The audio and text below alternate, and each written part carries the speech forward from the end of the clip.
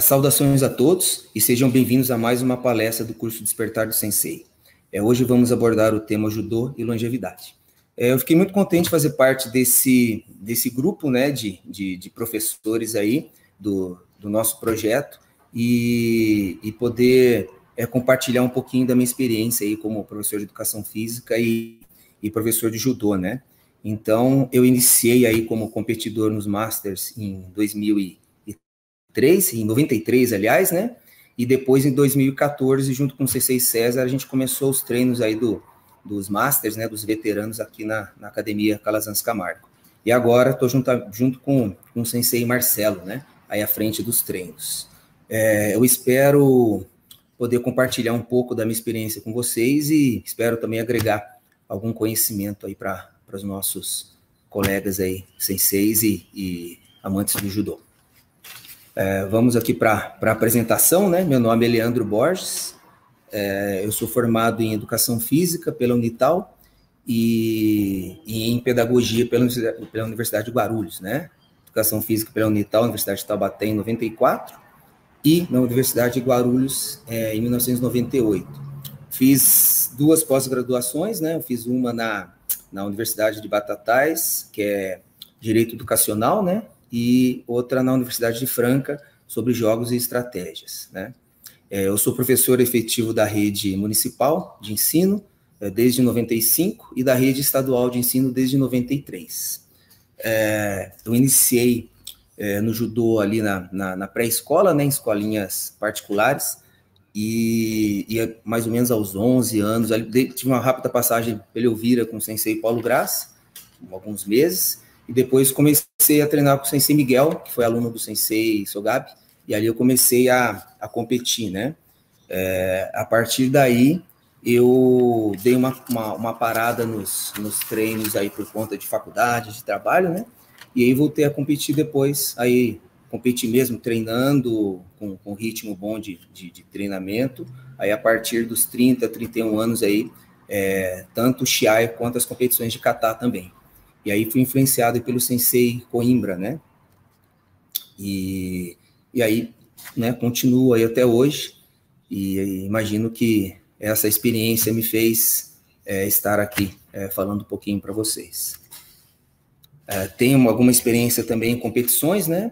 Então, eu participei aí, a partir do ano de 93, no primeiro brasileiro, e depois continuei nas competições aí, então tem algumas competições, alguma experiência em nível internacional, né?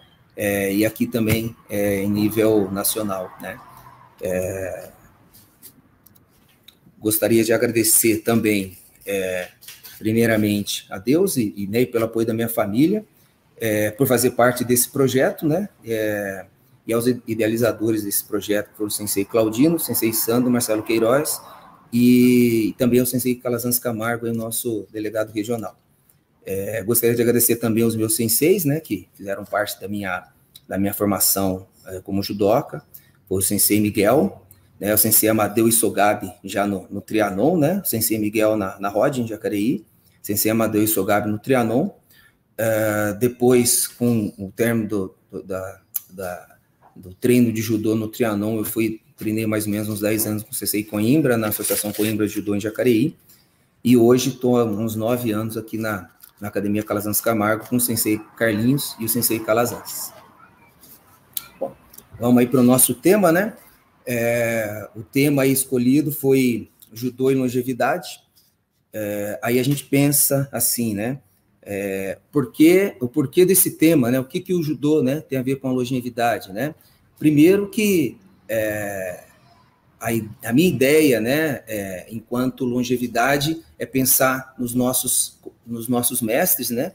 E a todos que estão assistindo a palestra, pensar no Brasil inteiro, aí pensar no seu senpai, no seu mestre, em relação à prática dele, né? Então, eu na nossa região aqui, entre o Vale do Paraíba, a minha cidade, Jacareí, aqui São José dos Campos, eu penso muito nos meus senseis aqui, né? No sensei Coimbra, no sensei Sogabi, no sensei Amadeu, no sensei Hirakawa, né? E eles que vamos dizer assim, são exemplo aí para a gente e também são exemplo de longevidade. E toda vez que eu citar aqui os teóricos aqui da palestra, né, a gente vai pensar um pouco neles. Então, a gente coloca sempre eles como exemplo, né, de longevidade, de participação na sociedade, de exemplo, né, de exemplos assim em relação a estar ativo, né, ao longo da vida, estar sempre ativo. Nunca vi esses senseis parados, estão sempre participando de competições, de eventos, Bonenkai, apresentações. Então, eles estão sempre ativos com a prática de atividade física, que no caso, né, nosso é o judô, alimentação saudável e longe de vícios, né, de drogas, bebidas e uso de cigarro. Então, é basicamente sobre esse tema que a gente vai falar.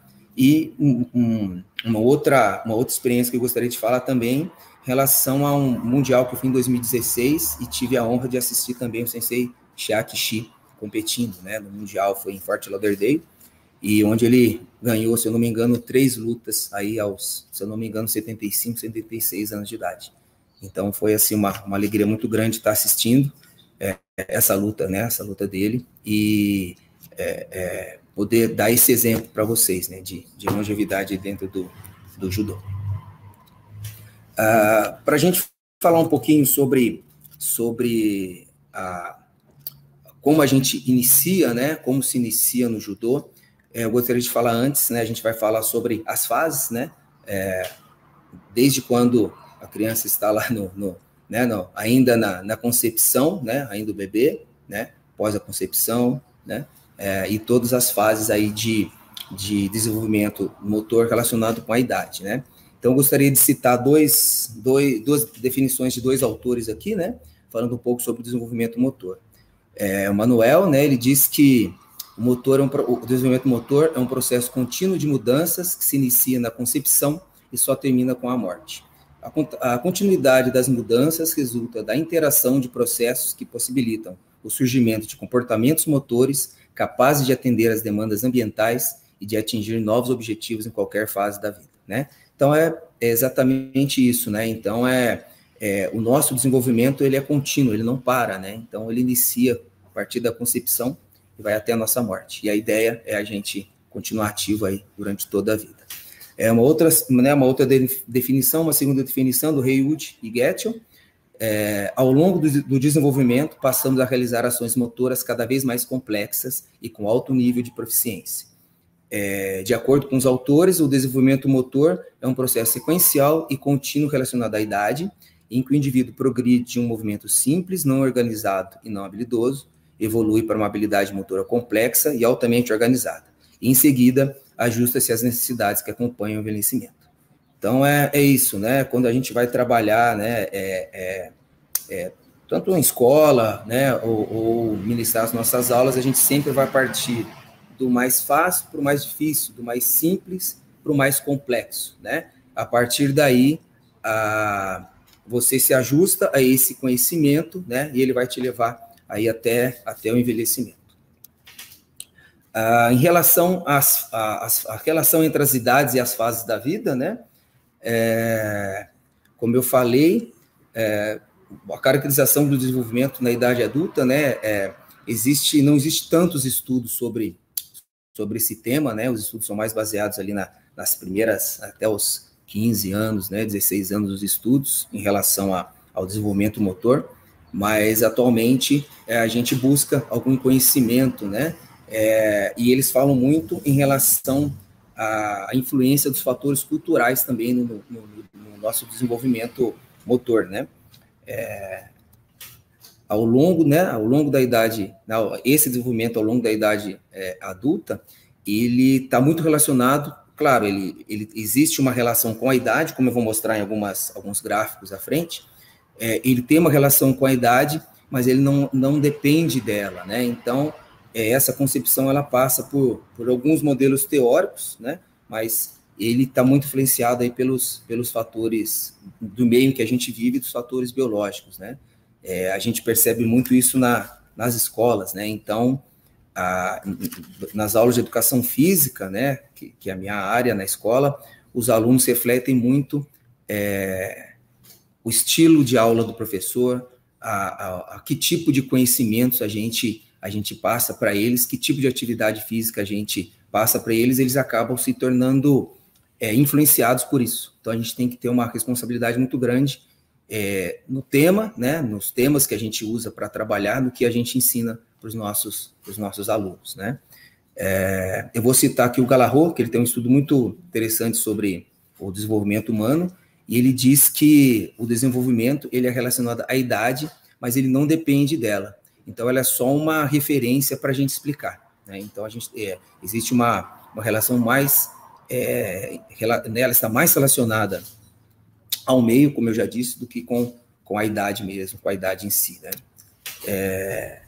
Baseado nisso, né, a gente, né, vai falar um pouquinho sobre o início ali do desenvolvimento motor, né, mas o nosso foco realmente é na idade adulta, né, na meia-idade após os 45 anos e na velhice acima dos 60. A maioria dos nossos atletas aqui de Masters, né, de veteranos, vai situar ali entre os 30, 32 anos até os 60. A gente encontra ainda muitos atletas, né, muitos senseis competindo aí acima dos 60, 70, 75 anos, como eu já citei, né? Então, o nosso foco vai ser nesse intervalo de idade aí, entre 30, 35 anos até os 70, 75 anos. Claro que a gente não pode deixar também de falar da infância, né, que ela tem um rápido desenvolvimento, né, a gente vê a criançada aí, a gente fica 2, 3 meses sem ver um sobrinho, até um aluno nosso, quando você vê, né, o aluno já está muito desenvolvido. Então, na fase da infância, há um desenvolvimento muito grande, né, na adolescência já começa a relação das alterações biológicas em relação ao pico de hormônio, né, de produção de hormônio, e essas habilidades, as habilidades motoras que eu me refiro, né, esse estímulo aos alunos, ele deve ser iniciado lá na infância, né, lá nos menorzinhos, e seguir para toda a vida. Claro que isso vai favorecer futuros atletas, mas o nosso foco também é a promoção da saúde, não só a formação de atletas, né? E esse é um cuidado também que a gente sempre se fala, né? Com a especialização precoce aí dos nossos alunos, né? Não especializar muito num esporte só, né? Alunos aí de 12, 13, né, anos, né? Eles ainda estão numa fase aí que eles têm que ter um rol de estímulo motor muito grande para depois se especializar, tá? Então, dentro dessa perspectiva, né, nessa oportunidade aí de prática motora que eu falei, gostaria de citar o Galarrot, que é um estudioso aí que ele fez um interessante estudo aí sobre as fases do desenvolvimento motor relacionando com as idades, né? Então, ele produziu 2 modelos, então ele fez um modelo, depois deu uma melhorada nele. Então, é sobre esses 2 modelos aí que a gente vai falar.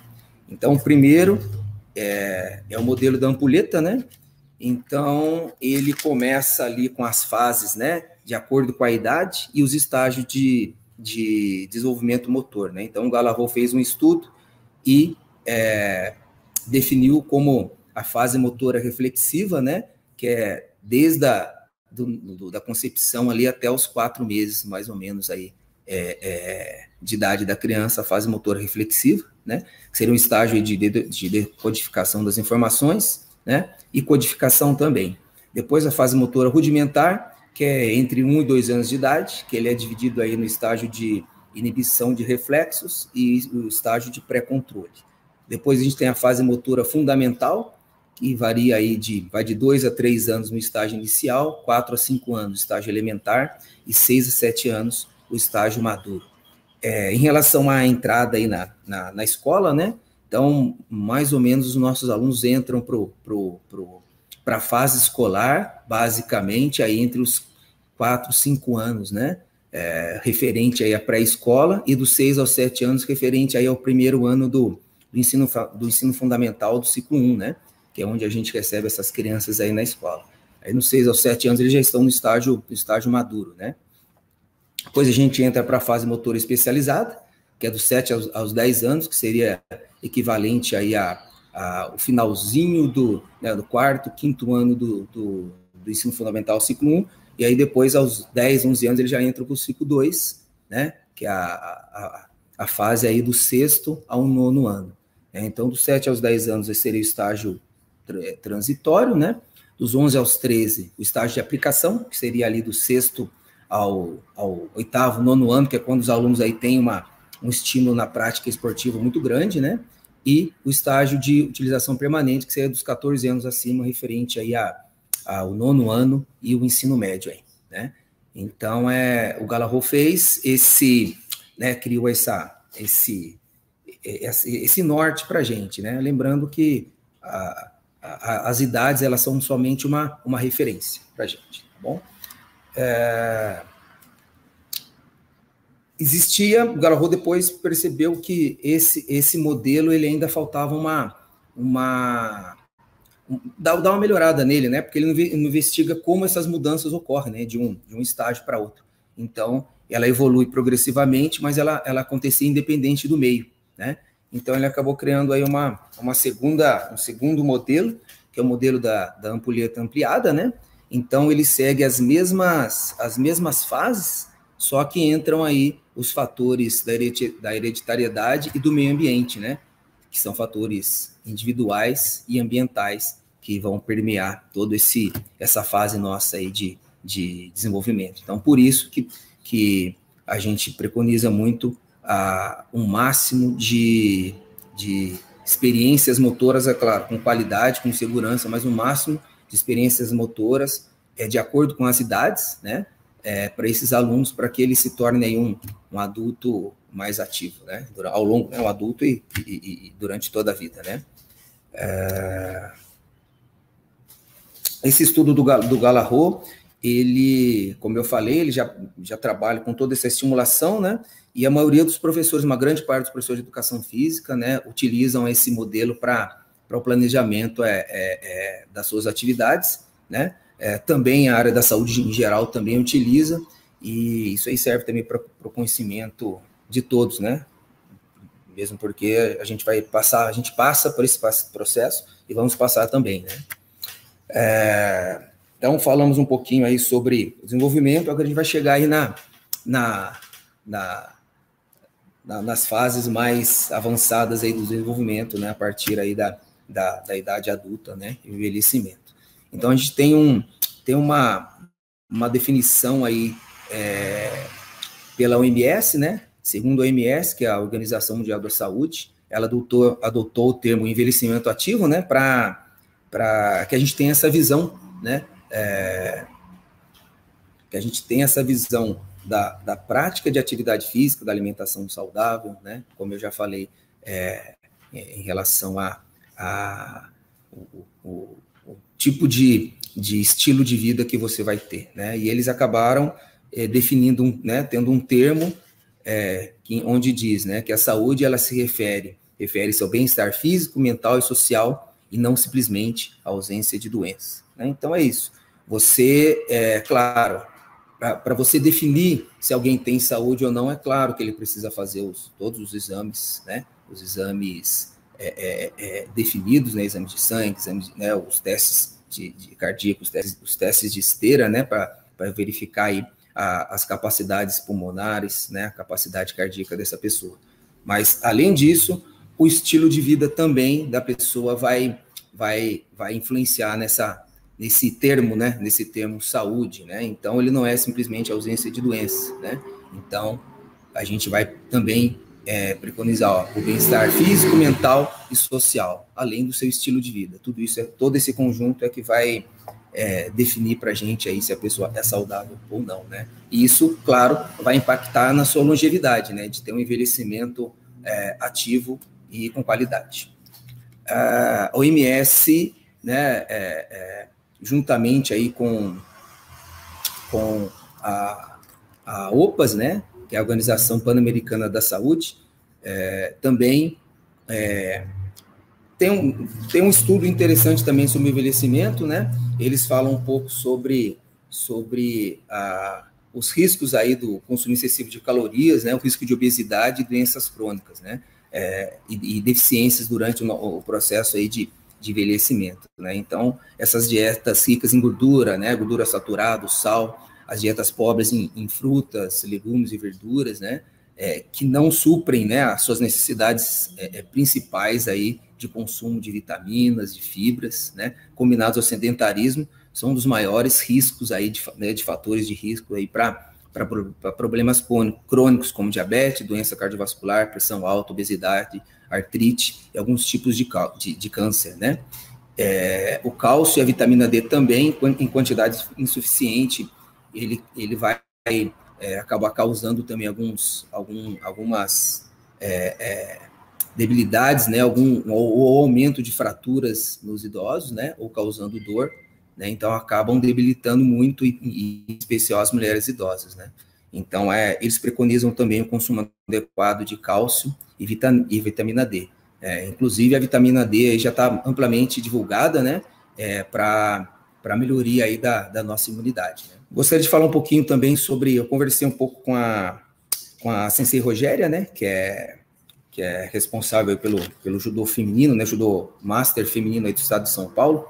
E aí eu gostaria de citar também a questão das mulheres aí no judô, né? Então, além das dificuldades, né, que elas têm em relação à dupla jornada de trabalho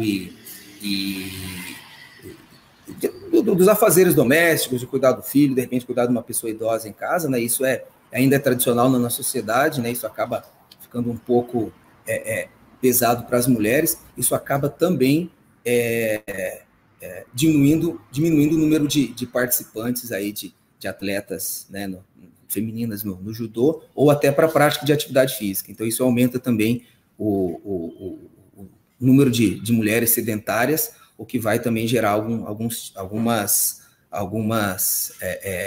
doenças, né, relacionadas ao que eu já falei aqui. Então, é interessante a gente ter um olhar aí também para as mulheres, né, e a Rogéria a Sensei Rogéria, né, de São Sebastião, ela faz um trabalho muito interessante para tentar buscar essas meninas, né, dentro das possibilidades, né, para os treinos, não só para as competições, né, mas para os treinos também de judô, né, porque o interessante do judô é que atualmente ele abriu muito o rol de atividades que você pode fazer, né, então você tem senseis desde a fase de judô escolar, né, judô mais lúdico, a gente tem o judô na iniciação, a gente tem o treino para competição, né, os treinos de alto nível, a gente tem senseis especialistas em kata, a gente tem as competições de todos os katas, né, tem até os katas mistos, né, as competições por equipe mistas também, a gente tem a questão da arbitragem, né, a gente tem também os atletas que são do Shiai, né? Então, o judô ele ampliou muito esse espectro de participação. Então, claro, tudo faz parte do judô, mas essa ampliação acabou gerando um espaço aí para que cada um consiga estar ativo e estar vivendo o judô aí durante toda a vida. Bom, gostaria de citar um livro também indicado por um amigo, né? Eu achei muito interessante que ele venha a exemplificar bem para a gente esse termo, a saúde, né? O termo saúde e longevidade, né? Então, foram os dois autores, né? O Hector Garcia e o Francisco Miralles. Eles se encontraram em Tóquio, no Japão, e começaram a conversar sobre o segredo da vida, né? E aí, no meio dessa conversa, surge o termo Ikigai, né? Que de forma assim mais simples, mais grosseira, quer dizer a felicidade de estar sempre ocupado, né?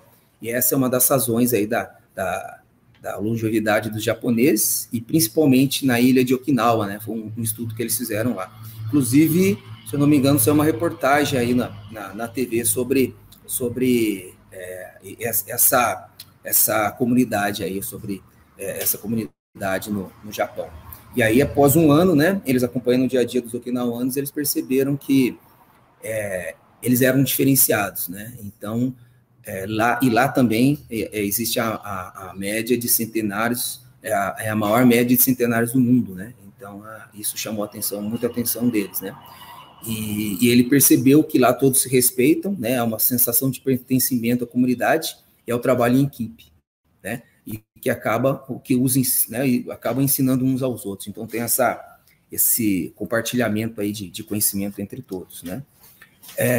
Aqui tem um diagrama, né? Então esse diagrama aqui falando um pouquinho do Ikigai, então ele tem muito a ver com a sua paixão, com a sua missão, com a vocação e a sua profissão, né? Então tudo isso vai impactar na sua vida, né? O que você ama, do que o mundo precisa de você, o que você pode oferecer para o mundo, aquilo que podem te pagar, né, pelo que você faz, e aquilo que é bom para você. Então, isso aí vai permear, né, o Ikigai de cada um.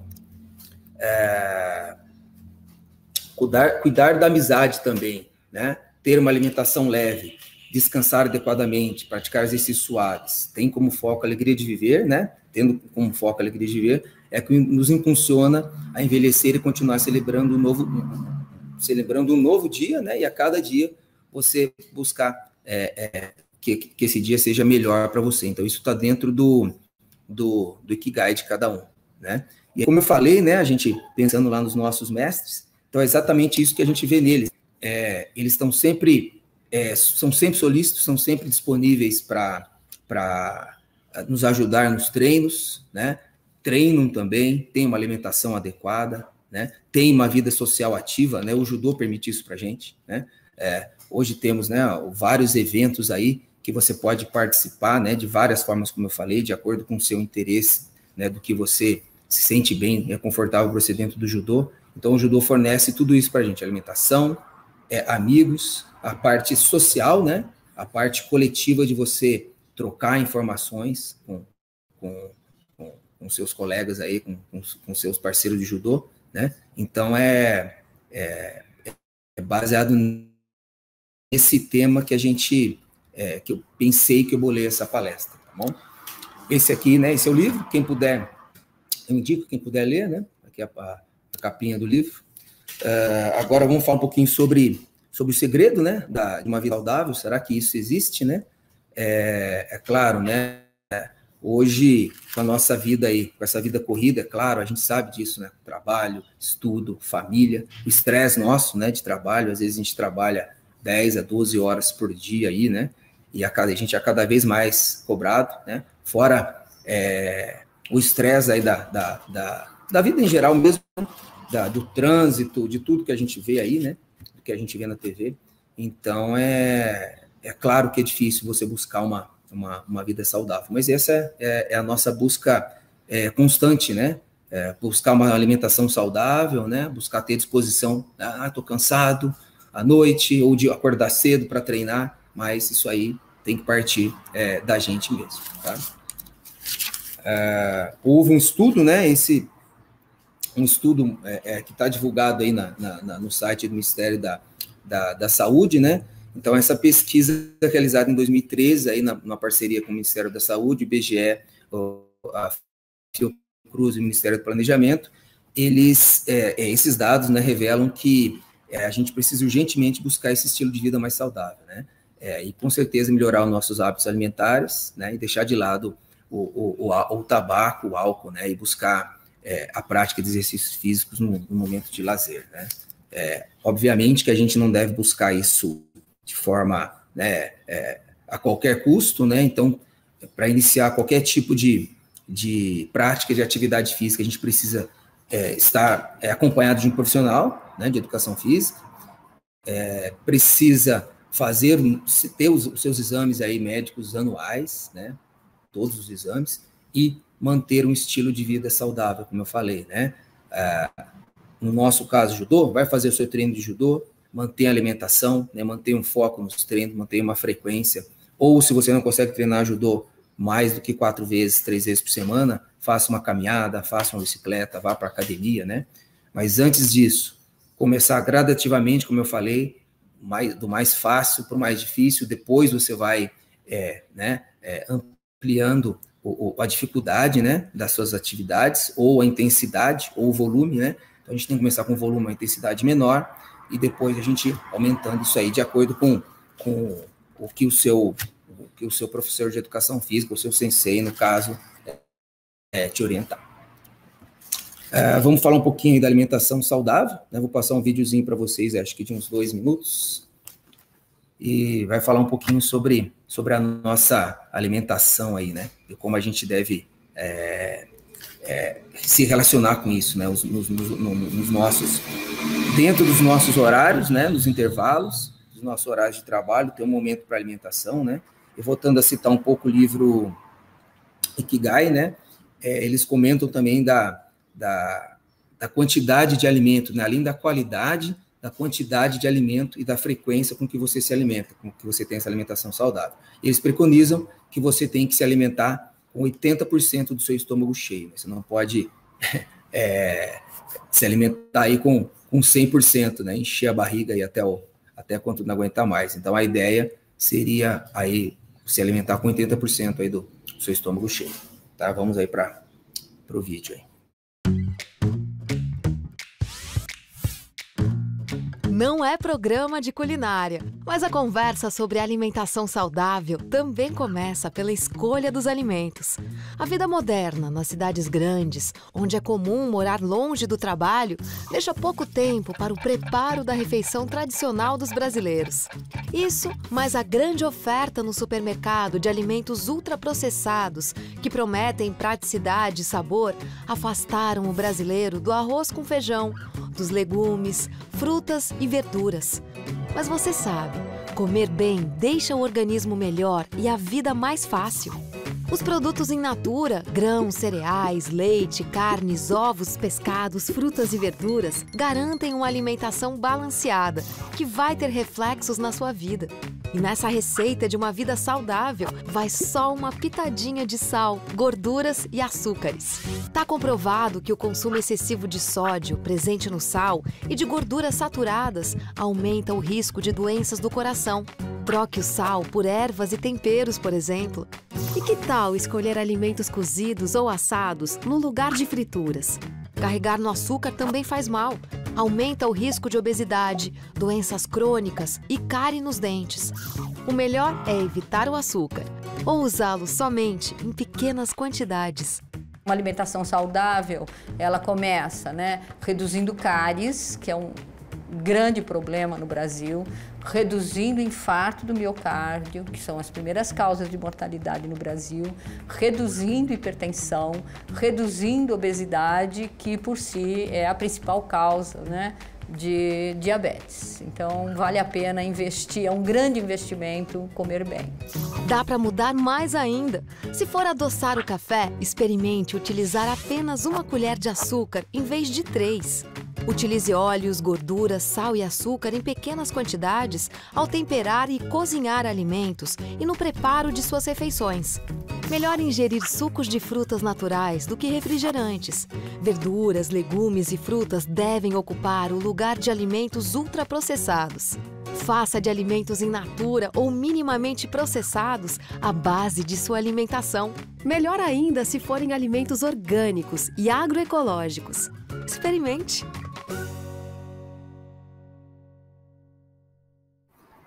Então, o vídeo fala bastante sobre a importância da alimentação saudável, né? A combinação de atividade física e alimentação saudável só vão trazer benefícios aí. A pirâmide, ela é um gráfico, né, que foi elaborado aí para nos orientar em relação à quantidade, né, aos grupos e a qualidade da alimentação que eu preciso ter. Então, ela foi definida, né, de acordo com as funções delas, né, e os seus nutrientes, e com o objetivo de fornecer uma alimentação saudável e equilibrada. Então, essa foi essa pirâmide, né? Teoricamente, quanto mais, né, o topo da pirâmide lá seria o que a gente deve ter um consumo mais a gente evitar esse consumo lá do topo da pirâmide, do grupo 7 e 8, e lá água e líquidos à vontade, né? E fazer o equilíbrio entre os grupos, do grupo 1 ao grupo, né, o 4, né, o grupo 2, grupo 3, grupo 4, grupo 5, entre esses alimentos aí ao longo do nosso dia a dia, né? Evitar ou diminuir o consumo dos alimentos do grupo 7 e do grupo 8, tá? Eu vou passar um outro vídeo para vocês que vai explicar melhor, né, essa pirâmide alimentar e como que a gente relaciona com isso, como a gente vai definir o que a gente vai comer, como a gente vai se alimentar. Olá pessoal, bem-vindo ao Sou Mais Saúde, um canal para quem deseja uma vida mais saudável. E hoje vamos falar sobre a pirâmide alimentar. Se o ser humano é o que come, nada melhor do que ficar bem informado sobre o que estamos consumindo, não é mesmo? A pirâmide alimentar é um tipo de gráfico que organiza os alimentos de acordo com suas funções e seus nutrientes. Importante ressaltar que a principal finalidade dessa organização consiste em fornecer informações acerca de uma alimentação saudável e equilibrada.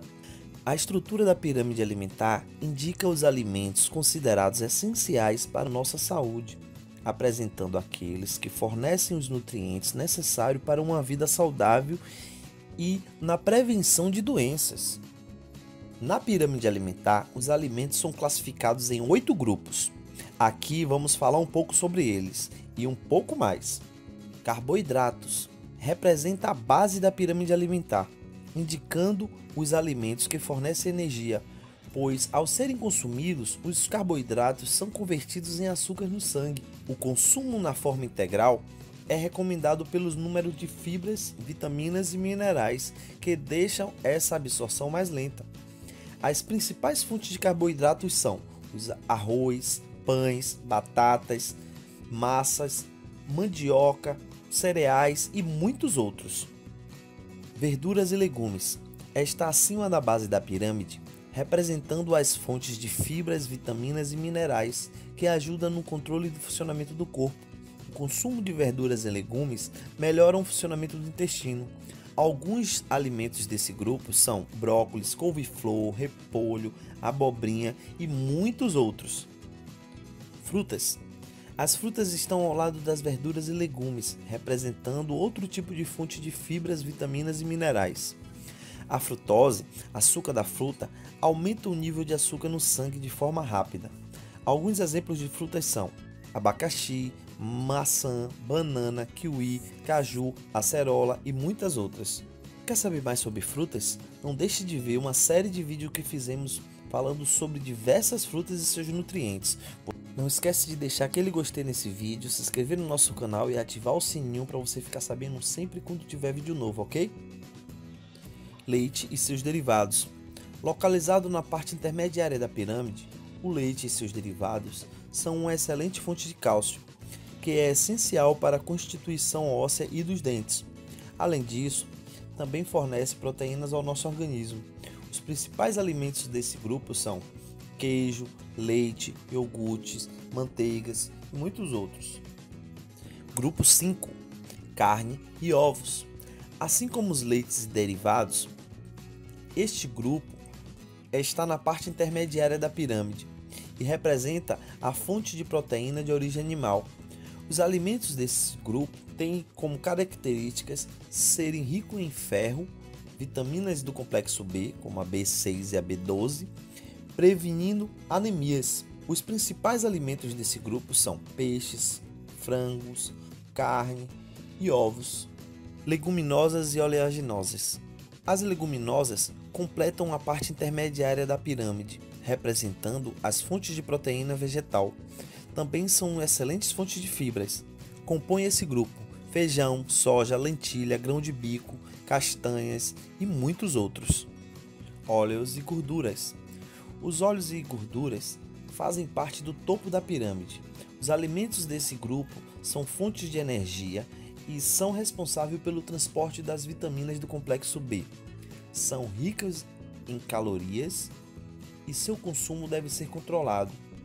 Os alimentos desse grupo são azeite, manteiga, óleo de soja e muitos outros. Açúcares e doces. Dividindo o topo da pirâmide alimentar, estão os açúcares e os doces. São alimentos ricos em carboidratos simples. Não possuem fibras e apresentam poucos nutrientes. Seu consumo deve ser moderado. Os alimentos que compõem este grupo são açúcar, mel, chocolate, sorvete, bolo, bolachas e muitos outros. Além disso, esses grupos são divididos em 4 níveis. Nível 1, alimentos energéticos, que compõem o grupo 1. Nível 2, alimentos reguladores, que compõem o grupo 2 e 3. Nível 3, alimentos construtores, que compõem o grupo 4, 5 e 6. E grupo 4, alimentos energéticos extras, que compõem o grupo 7 e 8. E considero aqui de suma importância, assim como a água que fica na base da pirâmide alimentar, a prática de atividade física. Mantém nosso corpo em pleno funcionamento, em ordem perfeita, porque nosso corpo é uma máquina e toda máquina não deve ficar parada. Muito obrigado por nos acompanhar até aqui, até a próxima. Não deixe de se inscrever no nosso canal, ativar o sininho das notificações, porque eu vou estar sempre trazendo vídeos importantes para a nossa saúde. Muito obrigado, até a próxima. Bom, vamos lá, gente, dando continuidade aqui à palestra, né? Falamos aí um pouco sobre o desenvolvimento. Essa foi a minha lógica aqui dentro da palestra. A gente falou sobre o desenvolvimento motor, falamos sobre a prática de atividade física, né? Falamos sobre alimentação agora. E aí o Sensei também me pediu para falar um pouco dos nossos treinos aí, né? Dos Masters, né? Eles funcionam como um treino de judô tradicional, normal. O que a gente tem que buscar, primeiramente, né? O cuidado com a saúde, né? Como já falado em todos os momentos aqui da palestra. Mas o que a gente orienta bastante os nossos atletas que já são adultos, eles precisam ter também essa consciência corporal e essa noção em relação à zona-alvo de treinamento, sobre o que a gente vai buscar dentro do nosso treino, né? Então, a gente sempre orienta a prática de pelo menos 4 vezes por semana, se conseguir fazer uma caminhada, andar de bicicleta, ou, claro, treinar judô, né? Não ficar só limitado aos nossos treinos de sábado, né? Claro que dentro do nosso treino de sábado a gente tem masters, né? A gente tem veteranos aí com vários interesses, uns para busca de atividade física, outros para busca competitiva, outros para se atualizar ou se manter ativo, outros para manter o contato social com os amigos. Então, a gente tem vários objetivos aí dentro do nosso treino, né? E aí, quando a gente pensa em zona-alvo, nós temos aí duas tabelas, né? Vamos voltar. Essa tabela aqui também é preconizada pela OMS, são duas. Então, essa é uma tabela um pouco mais completa. Ela fala sobre a frequência cardíaca de reserva, né? E tem um cálculo bem complicado aí, né? Para se fazer ali na hora, ali no treino, né? Então, você tem que ter uma frequência cardíaca em repouso, que você tem que tirar logo pela manhã, né? Então, eu cito essa zona, né? Essa zona-alvo, essa forma de calcular a zona-alvo, mas a gente vai usar uma mais simples, né? Aqui tem os cálculos, né? Que eu fiz aí utilizando a minha idade. Então, deu aí para uma frequência de trabalho de 85%, deu 154,35 batimentos por minuto, né? Mas a gente vai usar realmente. Então, a gente prefere utilizar essa forma, que ela é mais simples e mais fácil de ser aplicada para a gente ali no dia a dia da academia, né? E qualquer pessoa pode fazer, né? Então, a gente tem esse cálculo, que seria a frequência cardíaca máxima, que é 220 menos a sua idade, né? É claro que isso é uma estimativa, né? Se essa pessoa foi um atleta, né? Se ele está acostumado a fazer corridas de longa distância, a frequência cardíaca dele de repouso vai ser muito menor. Então, esse cálculo vai ser um pouco diferenciado de acordo com a outra tabela que eu passei para vocês, tá? Mas, em linhas gerais, para que a gente tenha uma estimativa, a gente usa essa aqui, que é mais fácil. Então, seria a frequência cardíaca máxima, né? Ela é igual a 220 menos a sua idade. Então, eu utilizei a minha idade aí como exemplo, né? Eu tenho 49 anos, menos 220, então a minha frequência cardíaca máxima seria estimada em 171 batimentos por minuto, né? E aí a gente vai definir, qual é o meu objetivo. Se for uma atividade moderada, eu vou pegar entre 50% a 60% da minha frequência cardíaca máxima, ou seja, eu vou pegar de 50% a 60% de 171 no meu caso. Se eu tiver no controle de peso, né, entre 60% e 70%, né, de 171, que é a minha frequência cardíaca máxima, se eu quiser atingir aí um esforço aeróbico, né, ou aeróbio, né, vai variar entre 70% e 80% da minha frequência cardíaca máxima. No limiar anaeróbico, 80% a 90%, e o esforço máximo de 90% a 100%. Né? Qual seria o ideal? A gente buscar aquela média entre 70% e 80%. Tá? Então, claro que no judô, em alguns momentos ali no randori, né, no neoasal, você acaba acelerando um pouco e sobe esse batimento cardíaco. Né? Então, a ideal é a gente tentar controlar. Claro que não dá para você treinar e ficar medindo o batimento toda hora, né? Mas, assim, uma forma de você perceber isso no seu corpo é você ficar ofegante, né? Ao ponto de você não conseguir falar, né? Você não consegue conversar com alguém, né? Então, aí já se percebe que você está chegando ali perto do seu máximo, né? Seu coração está batendo, você está, né? Seu pulmão, você está é muito ofegante e aí você não consegue nem falar, né? Então, esse seria aí o perto do máximo, né? Então, a gente procurar evitar, né? Subiu muito, acelerou, opa, dá uma parada, né? Dá uma segurada, diminui o ritmo, né? Então, é isso que a gente busca no treino. E essa é a orientação que a gente passa aí para os nossos parceiros aí, para os masters durante o treino, né? Claro, como a gente vai verificar a frequência cardíaca, né? Então, vai utilizar os dois dedos, o dedo indicador e o médio. Você vai colocar na carótida, né? Aqui nesse vãozinho que tem no pescoço, certo? Vai contar os batimentos. Ou você vai utilizar aqui a artéria radial, né? Que fica lateralzinho aqui, que dá para pegar também, certo? Como que se calcula? Existem várias formas de calcular, né? Você pode contar os batimentos por 10 segundos e multiplicar por 6, que vai dar os 60, né? Que é o batimento por minuto. Quantos batimentos você tem em 60 segundos? Então, você conta o batimento por 10 segundos e multiplica por 6, ou conta-se por 6 segundos e multiplica por 10. Existem outras formas, 4 por 15, né? Enfim, mas eu acho que a mais utilizada aí seria contar por 6 segundos e multiplicar por 10, né? Fazer o cálculo da tabuada do 10 aí. Então, seria essa a forma para você fazer rapidamente ali durante o treino, né? Para ali, pega o cronômetro e calcula. Tá? Então, seria o mais prático aí. Bom, aqui a gente já está indo para o final da palestra, né? Aqui estão os livros, né? A referência bibliográfica que eu utilizei aí para dar um embasamento teórico aí para nossa palestra, né? Aí nas considerações finais, né? Eu gostaria de citar mais duas frases aí que eu peguei do livro Ikigai, né? Que a gente deve levar isso para a nossa vida, né? Então, a primeira é cuidar da amizade, ter uma alimentação leve, descansar adequadamente, praticar exercícios suaves, tendo como foco a alegria de viver, é o que nos impulsiona a envelhecer e continuar celebrando cada novo dia. E está no Ikigai de cada um. E a outra o Ikigai está escondido em nós, e é a razão pela qual nos levantamos de manhã, né? Então, é isso que deixa a gente vivo, né?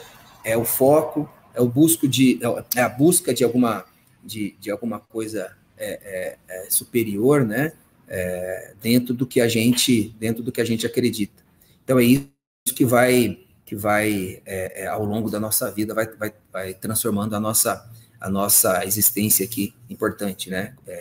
Tanto para a gente quanto para os outros, tá? Gostaria também de agradecer, né, novamente aí o convite, né, e o apoio aí da 2ª Delegacia Regional, né, do Vale do Paraíba, e a FPJ, né, e a todos os colegas aí, os senseis que fazem parte aí do nosso curso do Despertar do Sensei. Gostaria de agradecer, né, o convite, e espero ter agregado algum conhecimento, espero que vocês utilizem, né, um pouquinho aí do que eu pude passar. Tomara que agregue algum conhecimento para vocês. Tá? Muito obrigado a todos.